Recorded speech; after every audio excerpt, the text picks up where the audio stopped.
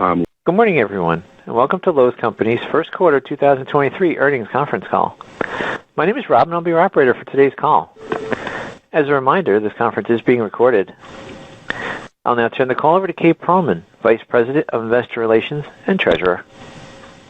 Thank you, and good morning. Here with me today are Marvin Ellison, Chairman and Chief Executive Officer, Bill Boltz, our Executive Vice President, Merchandising, Joe McFarland, our Executive Vice President, Stores, and Brandon Sink, our Executive Vice President and Chief Financial Officer. I would like to remind you that our notice regarding forward-looking statements is included in our press release this morning, which can be found on Lowe's Investor Relations website. During this call, we will be making comments that are forward-looking, including our expectations for fiscal 2023. Actual results may differ materially from those expressed or implied as a result of various risks, uncertainties, and important factors, including those discussed in the Risk Factors, MD&A, and other sections of our annual report on Form 10-K and our other SEC filings. Additionally, we'll be discussing certain non-GAAP financial measures. A reconciliation of these items to U.S. GAAP can be found on the quarterly earnings section of our Investor Relations website. Now, I'll turn the call over to Marvin. Thank you, Kate, and good morning, everyone. In the first quarter, our comparable sales declined 4.3%, driven by approximately 350 basis points of lumber deflation, unfavorable weather, and lower DIY discretionary sales. We continue to build momentum with the Pro through our MVP's Pro Rewards program and our expanded assortment of Pro national brands. Lumber deflation disproportionately impacted Pro sales by approximately 800 basis points of comp pressure.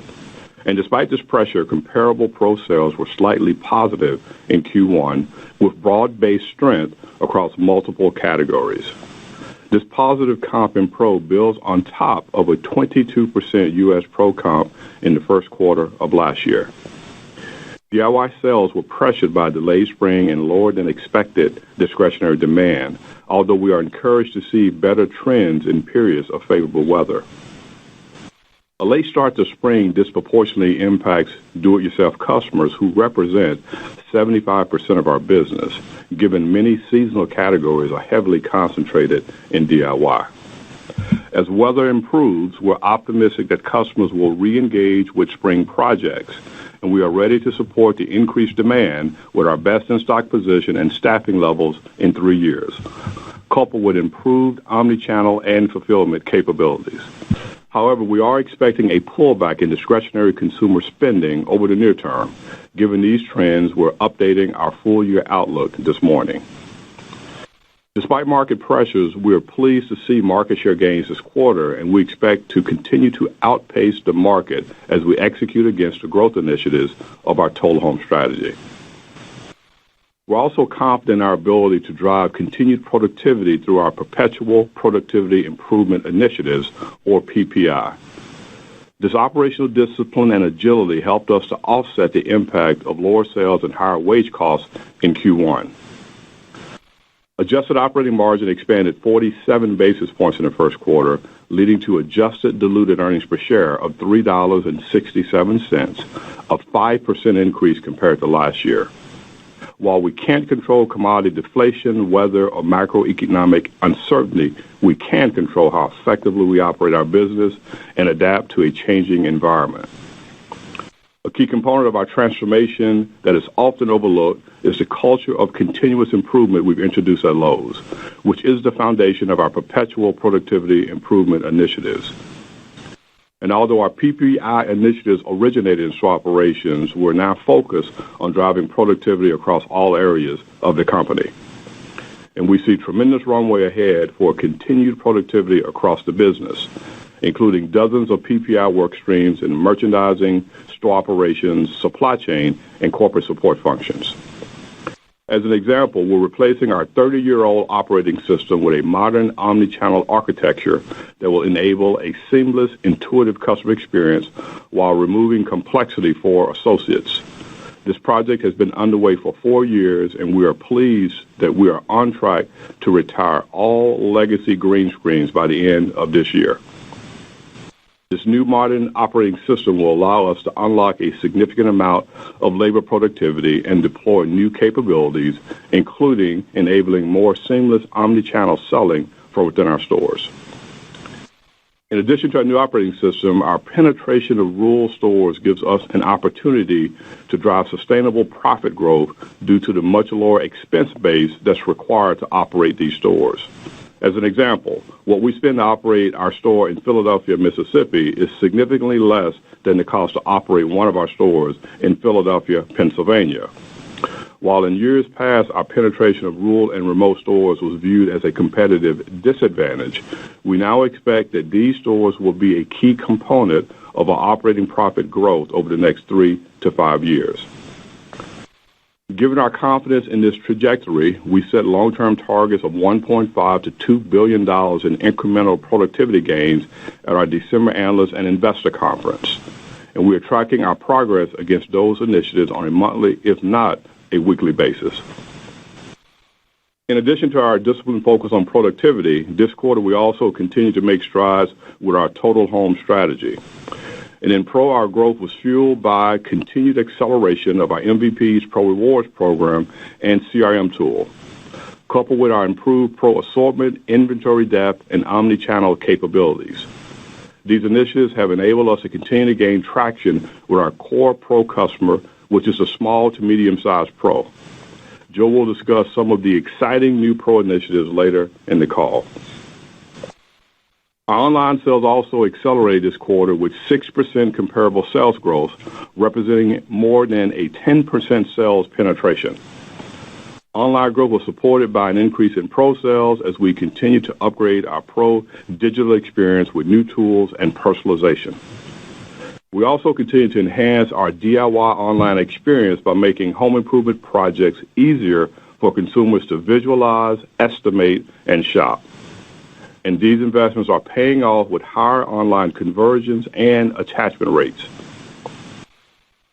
In supply chain, we continue to roll out our market delivery model, bringing us to 12 geographic regions across the country, supporting more than 1,100 stores. And we're pleased that this more efficient model of delivering big and bulky products is already enabling us to accelerate our market share gains in appliances, and will enable future growth in other big and bulky product categories. And we remain on schedule to have market delivery rolled out by the end of 2023. And despite a macroeconomic environment with mixed signals creating near-term pressures, we remain optimistic about the future of home improvement. And once we navigate through this uncertainty, we remain bullish on the long-term outlook for our industry due to the unique convergence of structural drivers and demographic trends that are supportive of home improvement demand. And we feel fortunate to operate in such a favorable sector of retail where 2/3 of our sales remain non-discretionary. And as we navigate this near-term pressure, we will continue to monitor trends closely, and we're confident that we have the agility needed to quickly adapt to any scenario. In closing, I'd like to thank our frontline associates for their continued hard work and dedication to supporting our customers and our communities.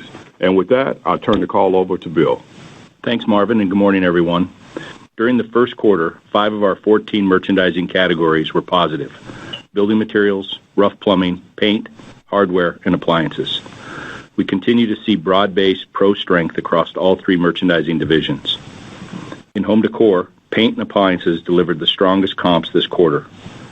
Our momentum in appliances continues to build as we drove higher unit sales and work to continue to take market share by leveraging our improved omni-channel shopping experience, enhanced market delivery capabilities, and expanded assortment.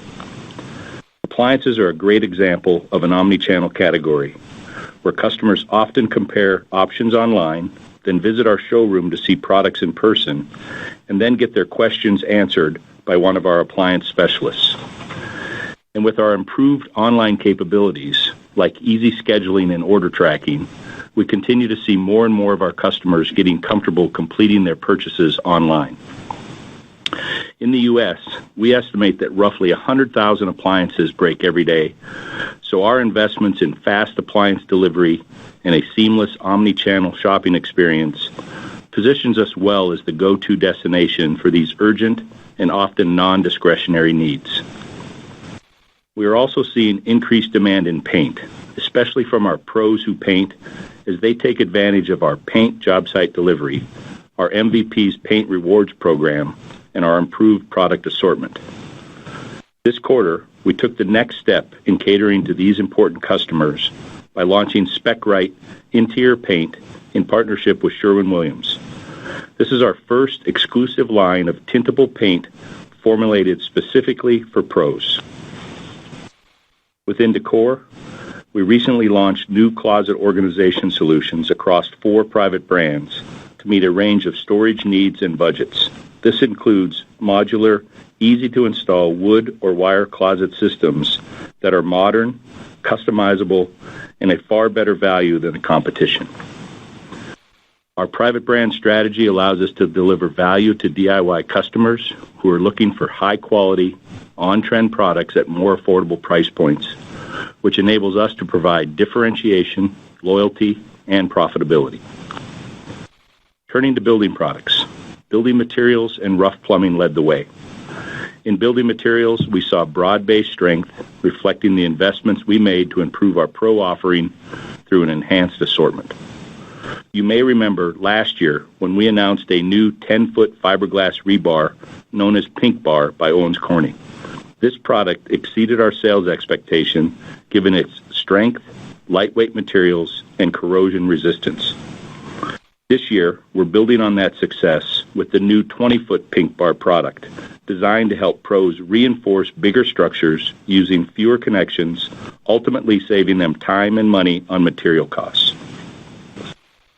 Rough plumbing was driven by strength in water heaters, HVAC, plumbing repair, and pipe and fittings, as we continue to strengthen our offering for the pro and the DIY consumer in these categories.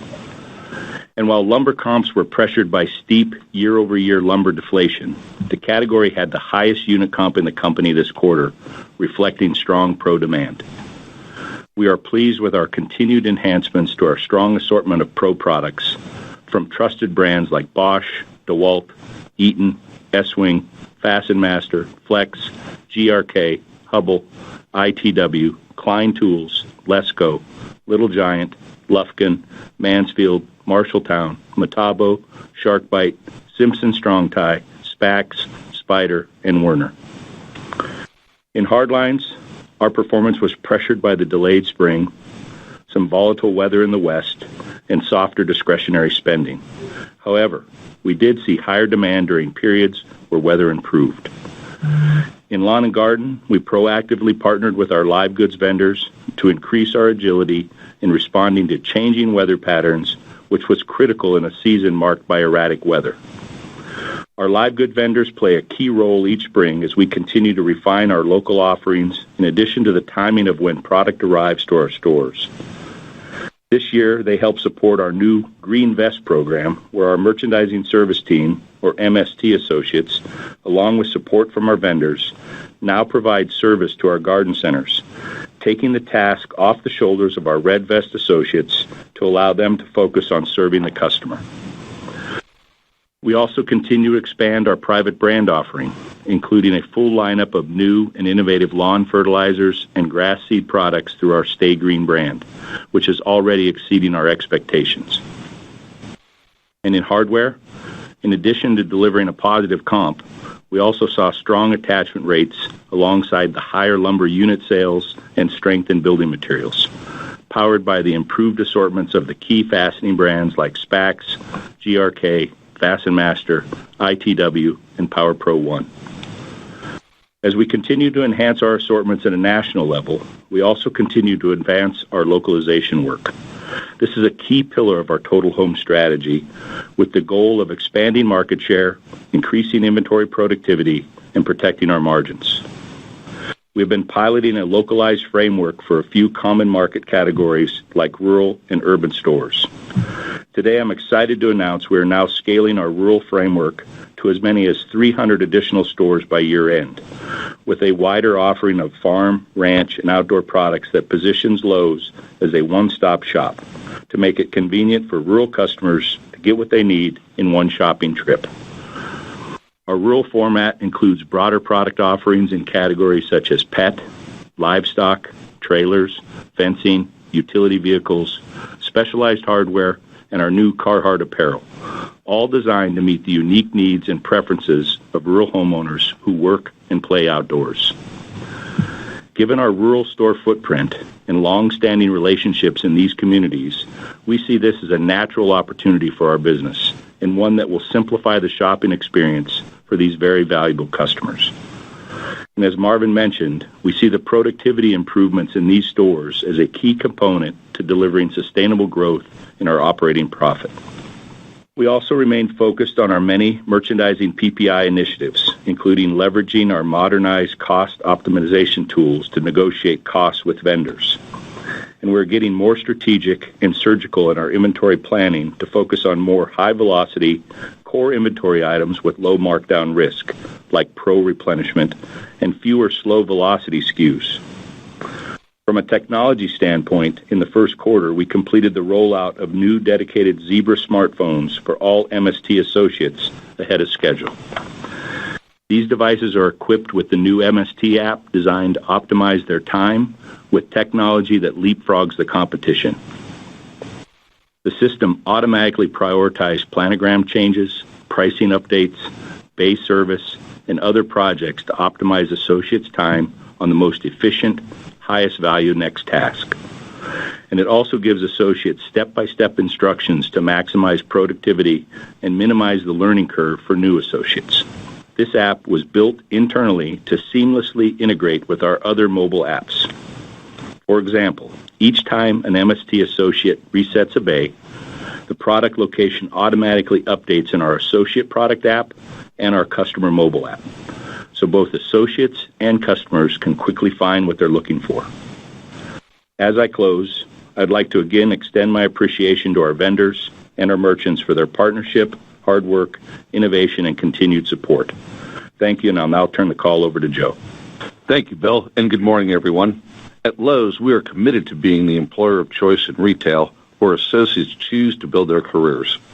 As a reflection of this commitment, over the last 3 years, we have increased the hourly rate for our store associates by 20%.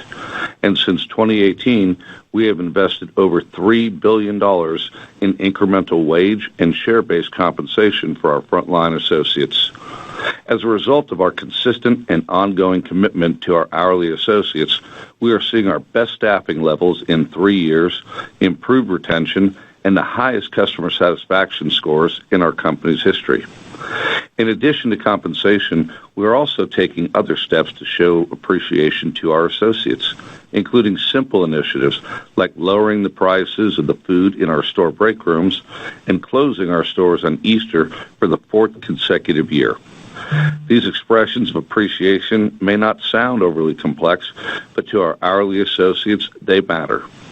As a former hourly associate, one way I measure improved associate engagement is by tracking the number of people who transition their jobs into careers. More than 85% of leadership roles are now filled from within, up nearly 700 basis points over the last 2 years.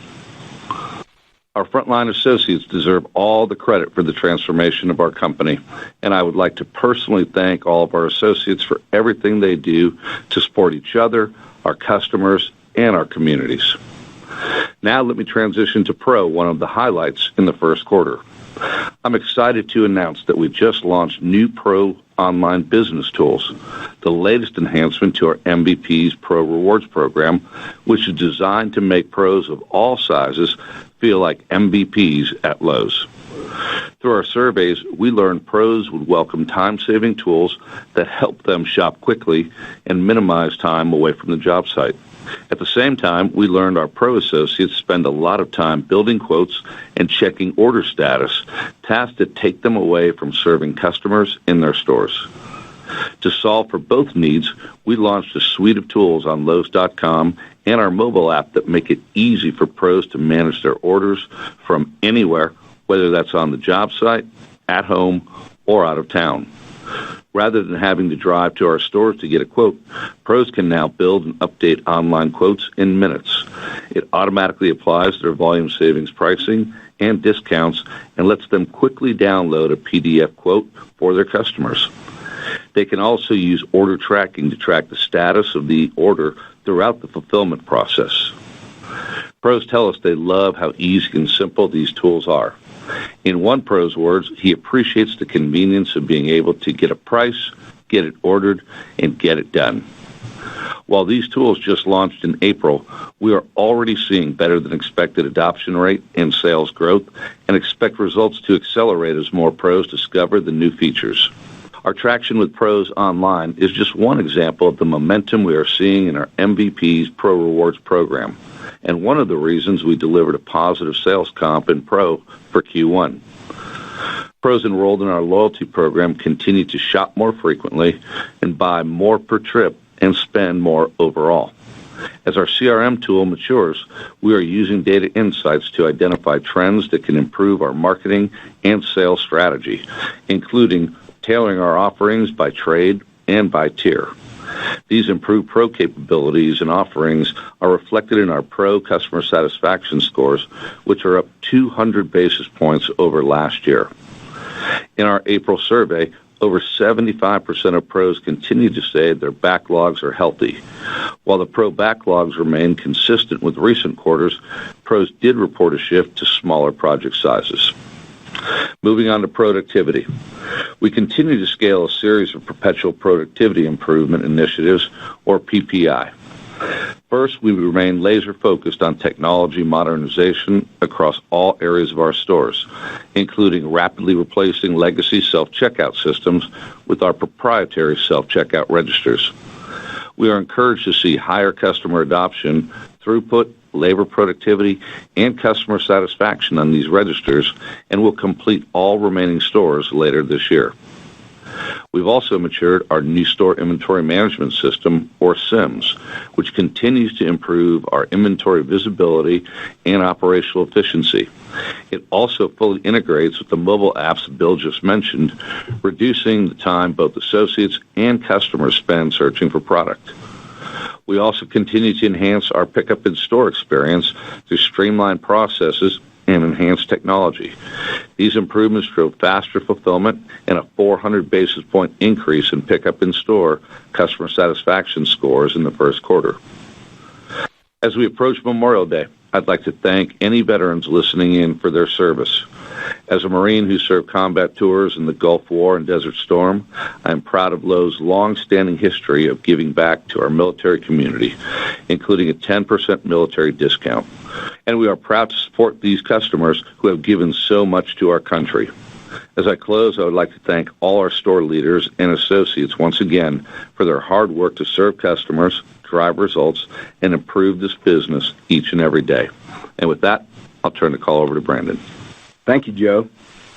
Beginning with our Q1 results, we generated GAAP diluted earnings per share of $3.77 compared to $3.51 last year.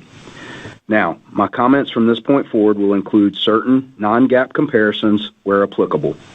Non-GAAP measures have been adjusted to exclude the gain associated with the sale of our Canadian retail business. In the quarter, we recognized a net pre-tax gain of $63 million on deferred consideration associated with the sale of our Canadian retail business. Excluding this benefit, we delivered adjusted diluted earnings per share of $3.67, an increase of 5% compared to prior year. Q1 sales were $22.3 billion, which includes approximately $735 million related to a shift in our fiscal calendar as we cycle over a 53-week year. Also, as a reminder, prior year sales included $1.2 billion generated in our Canadian retail business. As Marvin mentioned, comparable sales were down 4.3%, partly driven by a later start to spring and a more cautious consumer. This also includes approximately 350 basis points of lumber deflation. Please note that comparable sales are calculated based on weeks 2 through 14 in fiscal 2022. Comparable average ticket was down 0.3%, largely driven by lumber deflation as ticket increased in the majority of our other merchandise divisions. Comp transactions declined 4% due to the delayed start of spring and lower than expected DIY discretionary sales. Our monthly comps were down 3% in February. With unfavorable weather patterns across the country in March and April, comps declined 5.4% and 3.9% respectively. Lower sales in seasonal categories pressured sales by approximately $400 million in the quarter, or approximately 175 basis points. Gross margin was 33.7% of sales in the first quarter, down 35 basis points from last year. Gross margin benefited from a favorable product mix, offset by costs associated with the expansion of our supply chain network. There was no meaningful impact from shrink or credit revenue in the quarter. Also, keep in mind that product margin in the prior year quarter reflected a timing benefit driven by product cost inflation. Adjusted SG&A of 17.4% of sales leveraged 79 basis points. As Marvin mentioned, this performance reflects an enterprise-wide disciplined focus on PPI that helped offset pressure from lower sales and wage investments. It also includes the benefit of a one-time legal settlement. Adjusted operating margin rate of 14.4% of sales levered 47 basis points. The adjusted effective tax rate was 23.6%, in line with prior year. Inventory ended the quarter at $19.5 billion, down $0.7 billion compared to Q1 of last year. As a reminder, prior year inventory levels includes our Canadian retail business. U.S. inventory units finished the quarter slightly down to last year. Now turning to our 2023 financial outlook. Given the higher than expected pullback we've seen in home improvement spending, we are now expecting our relevant market, which reflects our 75% DIY, 25% pro mix, to be down mid-single digits this year.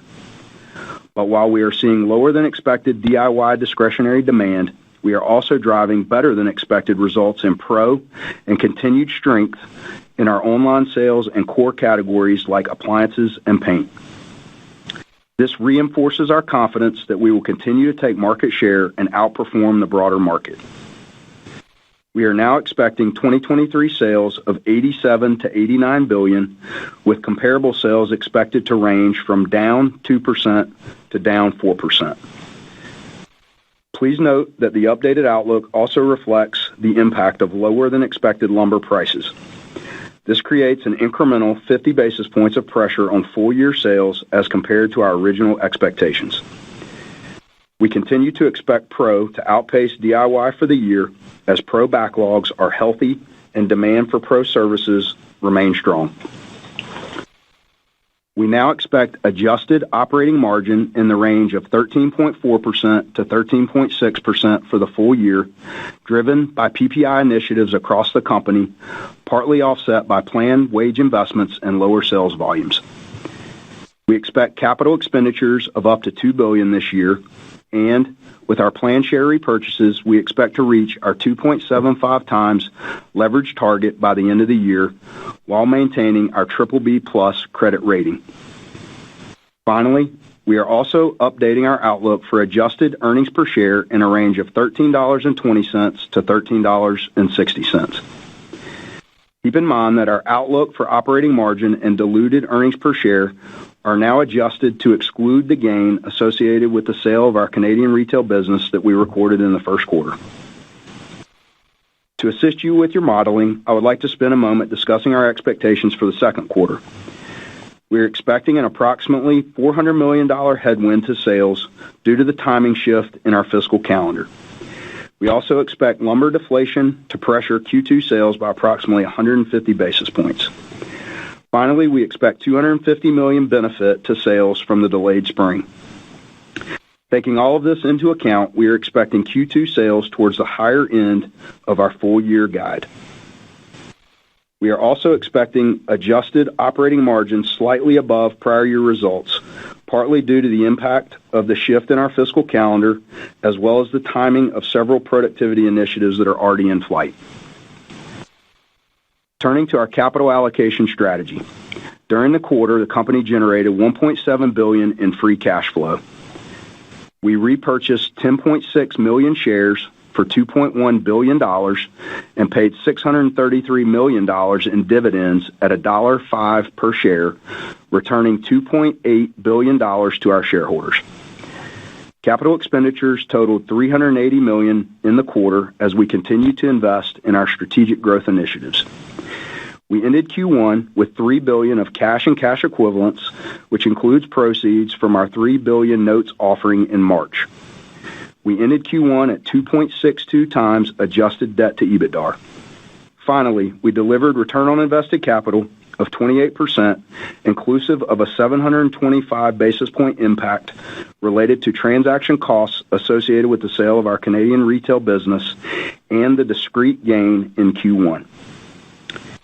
In closing, we are confident in our ability to execute our total home strategy while navigating near-term market uncertainty, and we remain committed to our best-in-class capital allocation strategy centered around delivering sustainable shareholder value. And with that, we will open it up for questions. Thank you.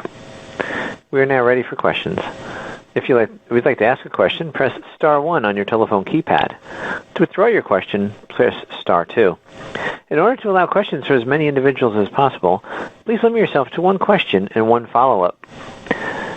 Our first question is from the line of Liz Suzuki with Bank of America.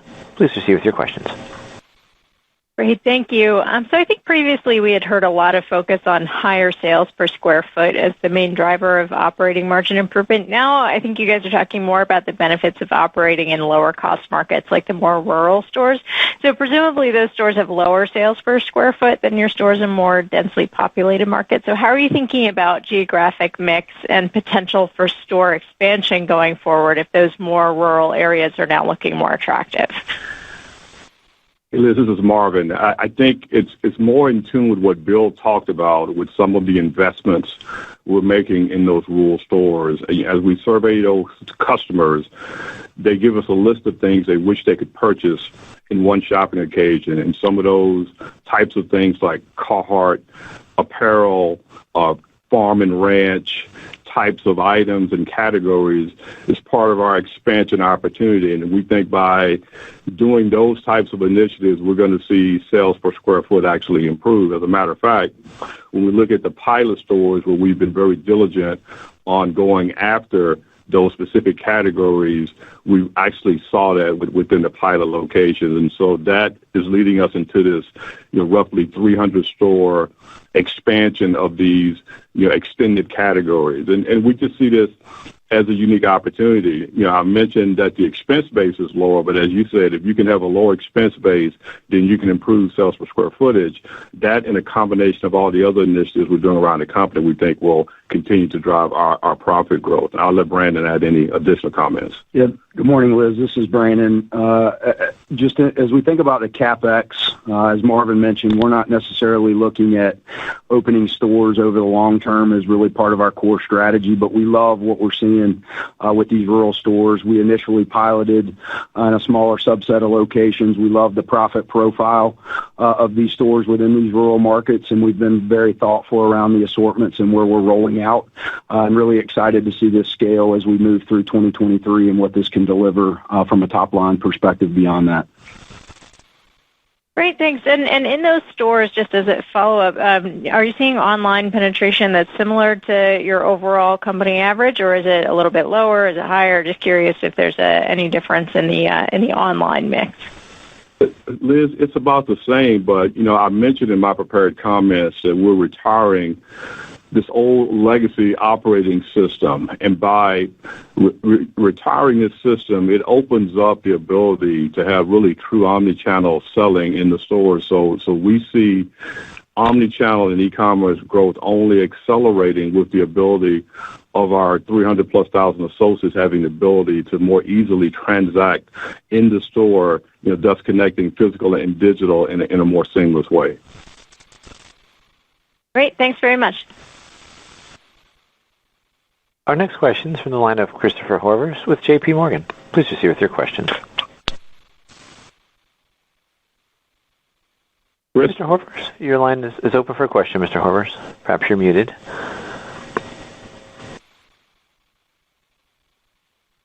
Now, okay, everyone, I'm going to move on to our next question, which is coming from the line of Simeon Gutman with Morgan Stanley. Hey, good morning, everyone. Can you hear me?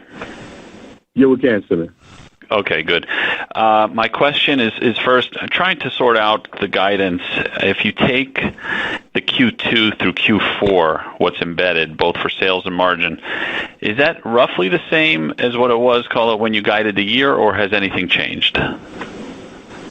Simeon, thanks for the question. This is Brandon. Let me just kind of speak a little bit to the curve specifically. When we look at Q2, as I mentioned in the prepared remarks, expecting Q2 sales towards the higher end of the full-year guide. That's inclusive of the $250 million delayed spring benefit, offset by the 150 basis points lumber deflation, and then the $400 million wheat shift drag. As we start to transition and look at the second half, we do expect the pro business is going to continue to outperform and drive our growth. We mentioned that backlogs remained healthy, and we expect that business to continue to outpace DIY.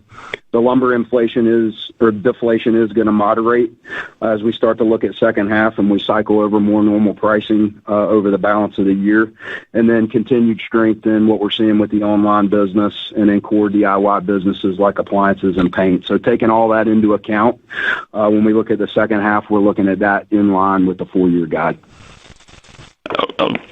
That's helpful, thanks. And then maybe the follow-up, sticking with the guidance, if you looked at whether it was the weak or even the moderate cases beforehand, margins were going to hold up reasonably well for a couple of reasons. A lot of it, your internal initiatives. Those drivers that were holding up margin, are those the same? Are you on a faster trajectory? Are you pivoting? Are you prioritizing some over the other? If you could share some of that, please. Yes, Simeon, largely the same. Roughly flat is what we've spoken to as it relates to gross margin over the course of the year. The puts and takes that we've talked through still relatively consistent. The headwinds from the supply chain expansion and investments in the pro growth initiatives, the benefits, and Bill covered this when he talked through merch productivity, higher private brands penetration, lower commodity transportation costs, and then the pricing initiatives that we're working through. So those largely are going to drive the outputs. And then just from an SG&A standpoint, that's where we're going to see the bulk of the leverage, 40 to 60 basis points reflected in the new guide. That's going to offset the planned wage increases and the strategic investments. And then on the lower sales, just the change from the previous guide, it's mainly volume related. Okay. Thanks, everyone. Good luck. Thank you, Simeon. Our next question is from the line of Steven Zaccone with Citigroup. Please proceed with your questions. Great. Good morning. Thank you for taking my question. I wanted to focus specifically on the second quarter guidance, just since weather has been so volatile. Is there any more detail you can provide about how the business is trending thus far in May would be helpful? Hey, Steve, this is Marvin. I'll take that. So, Steve, we would basically describe it as in line with our current guidance. The good news is as we've seen periods of more sustained seasonal weather, we've seen those seasonal categories respond in line to that, and that's geographically specific around west, south, north, and east. But May is performing basically at our current guidance. Okay, appreciate that color. Then, Marvin, I'm curious for your perspective on the potential duration of this weakness we're seeing in discretionary spending. You know, what's your take on how long this potentially could last? There's a lot of macro cross currents at play, so just curious for your opinion. Yeah, it's a really good question, and really, to be quite honest with you, as you can imagine, we spent a lot of time looking at it, but it's just hard to predict. What we can say is that the overall structural drivers for home improvement remain really strong, and so we are bullish to the medium and long-term health of this business. You know, things like the savings rate of consumers, and you're looking at your pent-up demand and the housing shortage, the age of homes. I mean, all of these things are still incredibly relevant. And when you think about the highest correlating factors to our sales historically, they remain disposable personal income, home price appreciation, and the age of housing stock. So although we can't predict the duration of what we think will be a more short-term turbulence, we think the medium and long-term health of this segment is incredibly strong. Okay, thanks for the detail. Best of luck for the remainder of spring. Yeah, thank you. Thank you. Our next question is from the line of Brian Nagel with Oppenheimer. Please proceed with your questions. Hi, good morning. So my first question, Marvin, just maybe a bit of a follow-up on the prior question, but just with respect to the commentary around discretionary, maybe if you could give a little more color on what you're seeing, and how do you think about this weakness in discretionary, relative to some of the weather disruptions? And then if you look here at Q1, is there anything really noticeably different than what we saw maybe in Q4 on the discretionary side? So Brian, I'll give you some thoughts. I'll let Brandon jump in and provide any additional thoughts. But candidly, what we're seeing is pressure across big ticket discretionary purchases primarily. We're seeing some pressure in small ticket, but it's more pronounced in big ticket, and it's almost exclusively discretionary DIY. As you know, 75% of our business is penetrated in the DIY customer, and Q1 is our most discretionary quarter of the year because of all the seasonal purchases. So when we run into timing of unseasonal weather, it has a disproportionate impact on our business. So we've been trying to pull apart the difference between discretionary pullback and weather-related non-spending. And so as we look at the month of May as an example, we can start to see more clarity that when the sun comes out and the weather gets a more normalized kind of performance as you would expect, the business in those discretionary categories have picked up. So that's why Brandon noted that we have an expectation we're going to get roughly $250 million back from delayed spring. So for us, we're seeing discretionary big ticket pullback primarily in DIY. The other good news for us is because our pro consumer and our target consumer is that small to medium-sized customer, that customer's backlog remains healthy, and that customer spend has been relatively consistent. That's why we're able to positive comp in pro for the quarter with over 800 basis points of lumber deflation specifically for that consumer. Brandon, I don't know if you have anything else. Brian, this is Brandon. I think just looking out a little bit beyond the weather that Marvin just spoke to, and we look at this topic of normalization, home improvement share of wallet, definitely seeing normalization back to services in terms of where discretionary purchases are going from consumers, travel, restaurants, and a shift back to some necessity-based spend, groceries, gas, taking up a large share of wallet, given the inflation that we're seeing. But just as we look at the business at a broad level, units, transactions, well documented back and below in some cases to 2019 levels. But as Marvin mentioned, really nuances within that. We're seeing pro categories in particular, building materials, rough plumbing. Lumber's been a great story with what we've been able to drive with units, and then categories like appliances where we've continued to grow units and share. So all that combined, we are very optimistic in the medium to longer term that the categories where we've seen reversion or normalization, we got a new baseline there to which to manage the business. And then in these other categories that are outrunning, we can continue confidence that we can continue to take share there. No, that's very helpful. I appreciate it. And maybe a follow-up separately. Interesting comments about your rural stores and your strategy there. Anything you could say to help us better size this opportunity? Where are the volumes of those units now versus maybe the chain average of some of your larger volumes? And then as you think about this remerchandising effort, how much could that add, and over what time frame to store volumes there? Well, what I'll do is I'll let Bill give you just some specifics on some of the categories that we're adding. And again, we piloted this for over a year to get the mix right, to get the assortment right, and we came away extremely pleased with the pilot results, and thus we identified roughly 300 stores that we're expanding this to. But I'll let Bill give you some specifics on those categories and what we believe that we can get from them. Yeah, and Brian, this is Bill. And so, in my opening remarks, I mentioned, some of these key categories in areas like pet, and we think there's an opportunity in these rural markets to do more in that category. There's opportunities with apparel, and so the launch of our the Carhartt brand, Wrangler brands, gives us an opportunity to do something there in those markets. And then you think around livestock, and really livestock feed as the consumers looking for options from us to be able to serve that consumer. And then you can get into areas like fencing and some of these small, pens that folks will use. And we're finding some interesting things with, water troughs that are being used, certainly to water livestock, but they're also being used as a decorative piece for a consumer's home where they're planting flowers in it. So just a lot of interesting stuff that we're starting to learn here that the customer is giving us a lot of credit for and wants to see Lowe's carry in their community. And that was, part of the early pilot in those few stores that has allowed us to accelerate to get it to 300. And Brian, this is Marvin again. Just last point on that. Both Bill and I grew up in rural parts of the country. Bill in rural Montana. I grew up in rural Tennessee, and I think rural Tennessee is actually more rural than rural Montana, but that's for another discussion.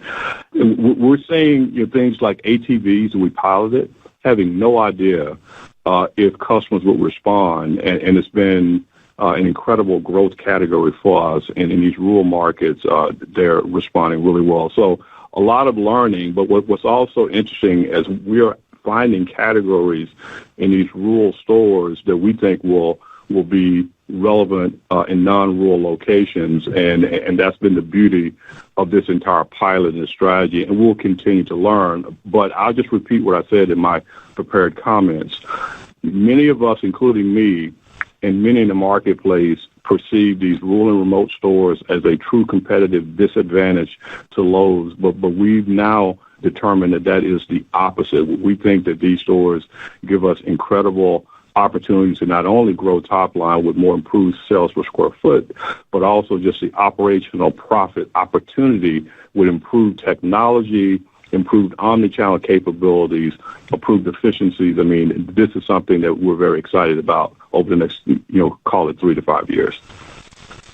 Very helpful. I appreciate it. Thank you. Thank you, Brian. Thank you. Our next question is from the line of Seth Sigman with Barclays. Please proceed with your questions. Hey, everybody. Good morning. I wanted to just follow up on the May comment. I think you said it was consistent with guidance. I just want to clarify. Does that mean consistent with the comment that Q2 would be at the upper end of the range? And then I think if you step back for a second, your original guidance had assumed some sequential improvement in the second quarter. Can you just remind us what some of the drivers of that were going to be? Thanks. So I'll take the first part on May. We tend not to give specific detail on current trends for all the obvious reasons. And so I'll leave my comments at May is performing at guidance, and we feel good about what we've seen areas of sustained weather and how our seasonal categories are responding in those geographic locations, and that's reflective of May's performance. And with that, I'll let Brandon answer the second part of your question. Yeah, sure, Seth. Just consistent with the upper ends of guidance is what we referred to. And just the components, again, the $250 million delayed spring benefit.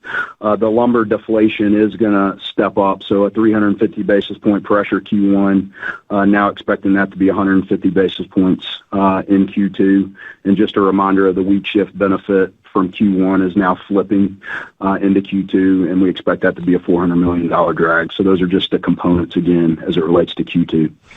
Gotcha. Okay. And then just a follow-up question on average ticket and inflation. It sounds like you still have some of the wrapping of the price increases from last year, but I guess in general, how are you thinking about pricing going forward? Is there an opportunity to maybe roll some prices back? And maybe if you could tie in commentary around the elasticity that you're seeing in lumber.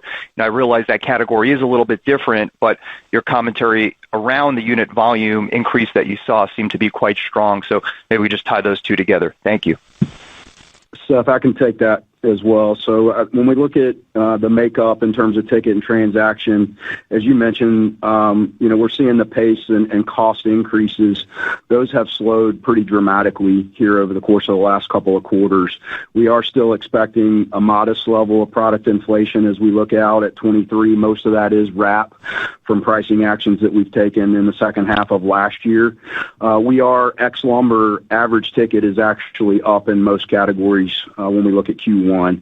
The lumber deflationary pressure is expected to continue to impact average ticket in Q2, but not as significant as Q1. And then when we look outside of commodities, we're not anticipating any meaningful deflationary pressure as we move through the year. Mainly the pressure is going to be coming from what Marvin mentioned, the pullback in DIY discretionary, which is going to put pressure on ticket, and that's especially true in the larger ticket buckets. So all in, the makeup of the comp and the outlook assumes more pressure overall on transactions, and we expect the average ticket number to hold up. Okay, thank you for that. Appreciate it. You're welcome. Our next questions are coming from the line of Kate McShane with Goldman Sachs. Please proceed with your questions. Hi, good morning. Thanks for taking our question. Is there a view, just given that you do cater to the smaller and mid-sized pro, just that you can hold up maybe a little bit better given the industry backdrop? And with regards to market share, it sounds like there were some wins there during the first quarter. Have your share assumptions changed at all based on that for the year? Hey, Kate, this is Marvin. I'll take the first part of Pro with Joe, and then we'll let Bill and Brandon provide some market share input. I would first say we're really pleased with our Pro strategy. We spent a lot of time the last 4+ years trying to refine this strategy, but also being very disciplined on not trying to overreach beyond our capabilities. And that's why the small to medium Pro has been our target Pro customer, and we feel like we're gaining traction. Anytime you can face over 800 basis points of lumber deflation and comping up against a 22% growth last year, still deliver a positive comp, I think it sends a signal that we're making progress. So I'll let Joe talk specifically about a couple of the key initiatives that we rolled out that's gaining the most traction, and why we feel confident that we can continue to take market share in that segment. Yeah, thanks, Kate, for the question. And as you look at the makeup of our Pro, it is on that smaller side. And, as we rolled out our MVP Pro Rewards program, we're really seeing the pros engage with us in our loyalty, our credit programs. Of course, when they're engaged there, they spend 3 times more than those not engaged. We've rolled out new CRM insights so we can better anticipate the pros' needs. We can build those relationships, and with the loyalty program and the CRM system, they continue to improve as they mature, and so really excited about the unlock that is still ahead. Very pleased with the Pro LTR that we're seeing as a result. So we feel we're in a good place. And Kate, before I hand it to Bill, I'll just add one additional thing. We did a recent survey in April of our Pro customers, and then 75% of those customers came back saying their backlogs were still healthy compared to Q4, and that gave us confidence that we still believe that we can grow market share and grow 2X market with this specific customer segment. So, Bill, you can talk about market share. Yeah. So, when you look at market share, obviously it's hard to measure home improvement share specifically, but we try to triangulate using data from NAICS, TrackLine, other data, relevant market and broader market data. And then we look at our performance, obviously, in key categories, like we've mentioned in our prepared remarks, in areas like appliances where we've had unit growth, feel like we've, picking up share there. In addition to the Pro growth that we've had, and the continued acceleration with our online business, gaining traction with private brands, all of that, and those elements kind of give us, confidence that we're gaining some share here in these key categories. And when you see, a positive growth in areas like paint, we also feel like we're gaining share in those areas as well. Yeah, Bill, the only thing I would add is just really pleased with the execution of Total Home Strategy. Talk about Pro, positive comp with an 800 basis point drag on top of 11 consecutive quarters, double-digit growth. Really pleased with the online performance at +6. So clearly, as we look at share gains, both for relevant market and broader home improvement, confident in what we're seeing, and it gives us confidence when we look at the broader market and our ability to grow 100 to 200 basis points above the market market and grow in Pro 2X when we look at 2023 and beyond. Thank you. Thank you, Kate. Our next question is from the line of Jonathan Matuszewski with Jefferies. Please proceed with your questions. Great. Good morning. Thanks for taking my questions. First one was on the rural pilot. Marvin, you've talked about localization for a couple of years now. A lot of the commentary in the past has been removing lawnmowers in Brooklyn, patio sets in West Philadelphia, deck stain in Scottsdale. When we think about this initiative here, it feels like it's a bit more strategic, more poised to benefit the top line versus limiting markdowns from the prior localization effort. So if we go a bit deeper, is the benefit going to manifest itself more in terms of new customer acquisition or greater wallet share from existing customers? Presumably both, but just trying to understand kind of maybe where it may be more weighted in those pilot stores. That's my first question. Thanks. No, Jonathan, it's a very good question, and I think it is a combination of both. Now, because in order to add these new categories, we're taking categories out, and the categories we're taking out are the ones that were most at risk of being marked down because of the lack of localization. We had what I'll describe as a peanut butter spread on our assortment planning because our tools were so inferior. It was almost impossible for the merchants to do any really specific localization. So now we've improved our assortment planning tools. We now have the ability to execute the localization strategy as part of our total home strategy. And because of that, we now know what categories to pull out of these rural stores that were not productive.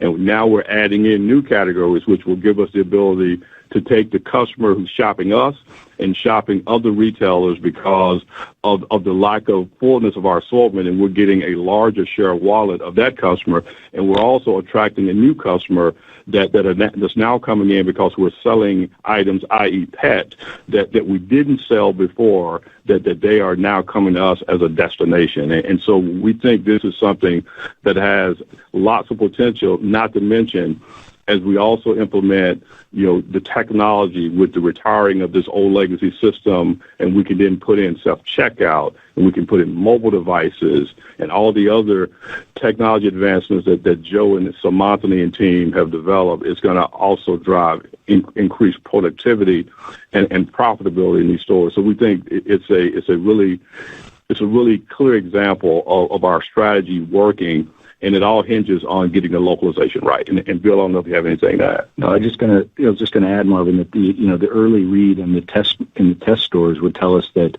we're getting a new customer coming in categories like pet, like apparel. Those are two of the two categories that we had early read on that said we were drawing a new customer to the door, and so that's exciting to see.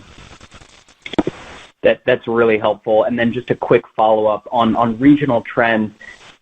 Any trends you're seeing in markets where housing prices have cooled a little bit? I think they were down a bit in April. Any discernible trends in terms of where you're seeing pressure specifically in markets with cooling home prices? Thanks. Well, Jonathan, you can imagine we're paying close attention to that, and the short answer is no. I mean, we're not seeing any disproportionate sales impacts in some of these markets, and we're tracking these markets very aggressively and paying very close attention to them. Best of luck. Okay, thank you. Thank you. And our final Thank you question. All. Please go ahead, Kate. I'm sorry. Oh, apologies. Go ahead, Rob. Oh, no, I was just going to announce our final question, Kate. That's coming from the line of Steven Forbes with Guggenheim Partners.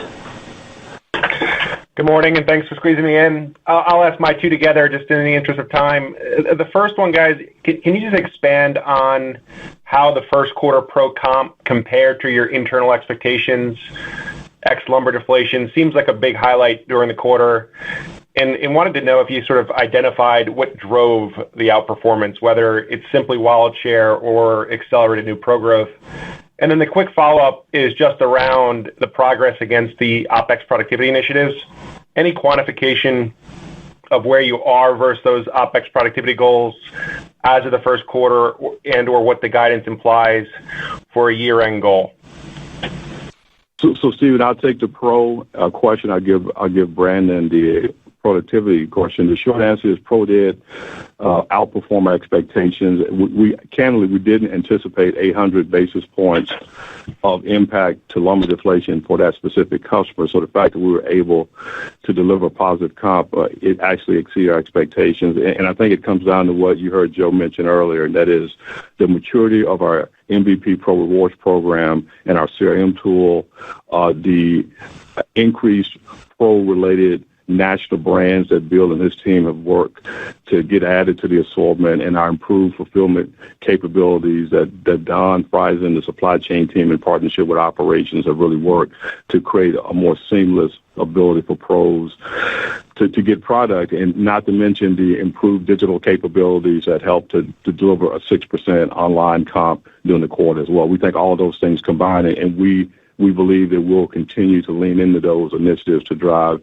continued market share gain. Brandon? Yeah, Stephen, I'll speak to PPI. So very much in line with our expectations there. Mentioned earlier, 40 to 60 basis points of EBIT expansion plan this year. We have a really aggressive portfolio, a roadmap of initiatives across the business, across every function, set to drive operational efficiencies. We've mentioned a few of those today: store tech, modernization, front-end transformation, to name a few. So really aggressive plans, and we're very much seeing those come to fruition in line with how we've guided.